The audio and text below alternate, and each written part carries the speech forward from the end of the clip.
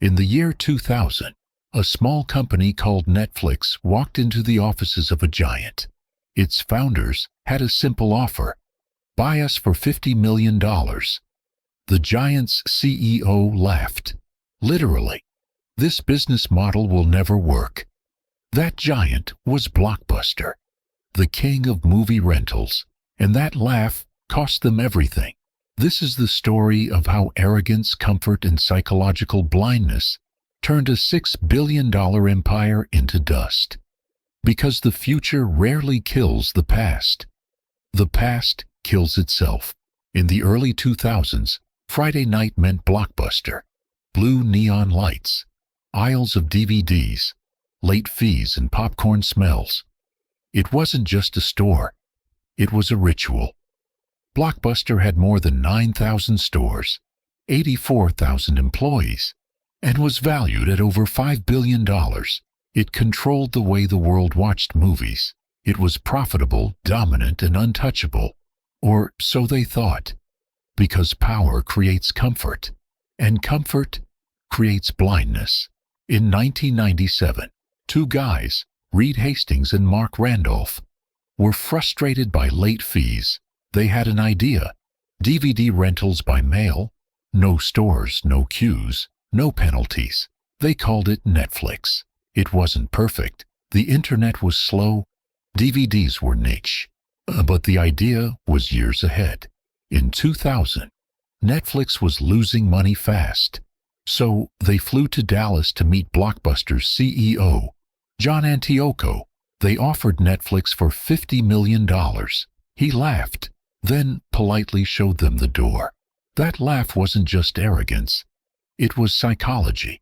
It was the status quo bias, the tendency to believe that what works today will work forever. For Blockbuster, the business model was clear.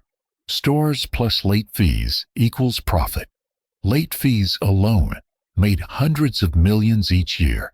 Netflix had no late fees. So, to Blockbuster's executives, it looked like a joke. They didn't realize that their strength was also their weakness. In psychology, it's called the competency trap.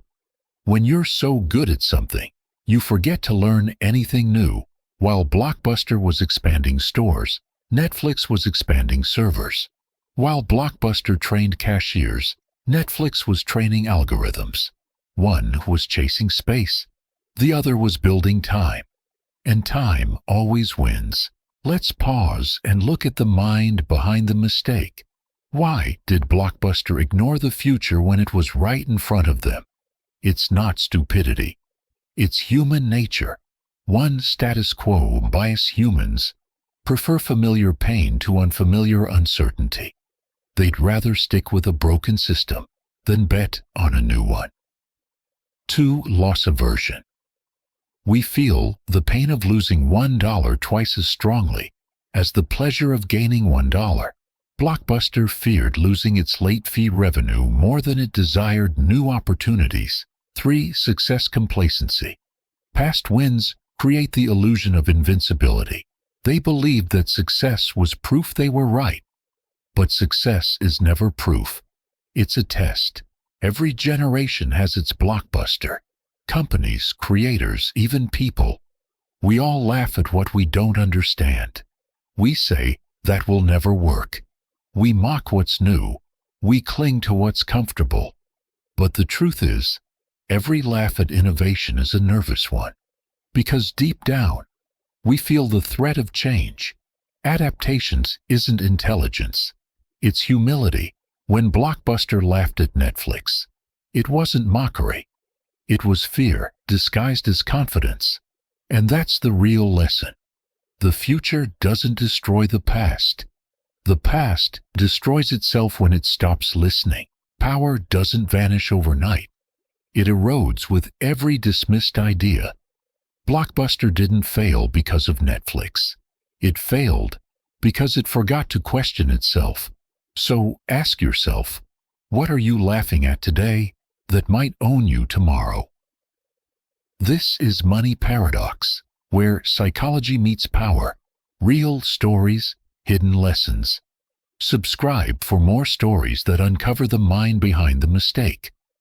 Next, the $47 billion illusion. How we work turned vision into delusion.